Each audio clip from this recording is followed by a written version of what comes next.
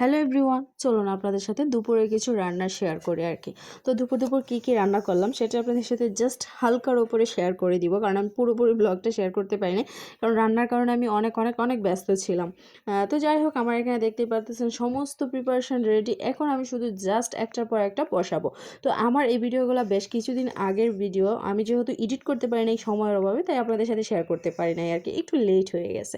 তো যাই হোক, আমি এই দিক দিয়ে প্রথমে শাকটাই ভাজি করে নিচ্ছি। শাক ভাজি নর্মালি এটা হচ্ছে বিভিন্ন ধরনের শাক মিক্স করা আছে, যেমন ধরুন লাল শাক, তারপরে হেঁচি শাক, এরকম আরও কিছু শাক মিক্স করা আছে আর কি, আমি এখন বলতে পারতেছি না।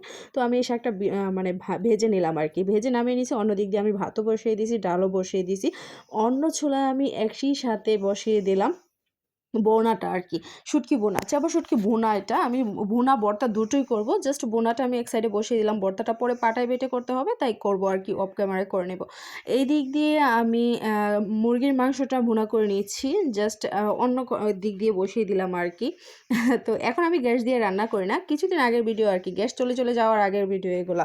তো যাই হোক, এদিক দিয়ে আমি পোলাওটা বসিয়ে দিলাম, মাংসটা প্রায় কাছাকাছি পানি শুকিয়ে গেছে, হয়ে গেছে। আর হ্যাঁ, অফ ক্যামেরায় আমি গরুর মাংসটা রান্না করে নিয়েছি, যেহেতু লং প্রসেসে রান্নাটা করতে হয়, গরুর মাংস অনেক সময় লাগে, আমি তাই ভিডিও ধারণ করতে পারি নাই, অনেক ব্যস্ত ছিলাম। হালকার উপরে জাস্ট এগুলো একটু শেয়ার করলাম আপনাদের সাথে। এদিক দিয়ে আমি প্রেশার কুকারে গরুর হাড্ডিগুলোও রান্না করে নিচ্ছি আর কি। এই যে মাংস প্লাস হাড্ডি দুটোই, প্রেশার কুকার ছাড়া হাড্ডিগুলো আবার ভালোভাবে সিদ্ধ হতে চায় না আর কি।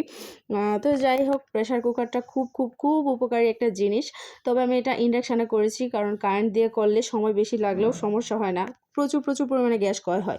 তো ভর্তা ভুনা যেহেতু করেছি, তাই আমি এদিক দিয়ে বড়া বানাবো, পাতাকপির বড়া, আর পাতাকপি আর ডালের বড়া আর কি। অন্যদিক দিয়ে আমি সালাদগুলোও রেডি করে রেখেছি, ভাজিটাও ডান অলমোস্ট, ভুনাটাও ডান, সালাদও রেডি, ডালও রেডি, ভাতও রেডি, পোলাও রেডি, মাংস রেডি, গরুর মাংসটাও রেডি আর কি। সব কিছু একটু করে দেখে দিলাম। লাস্ট পর্যায়ে আমি বড়াটা করে নিয়েছি, বড়াটাও লাস্ট পর্যায়ে আপনাদের সাথে জাস্ট শেয়ার করে দিলাম আর কি।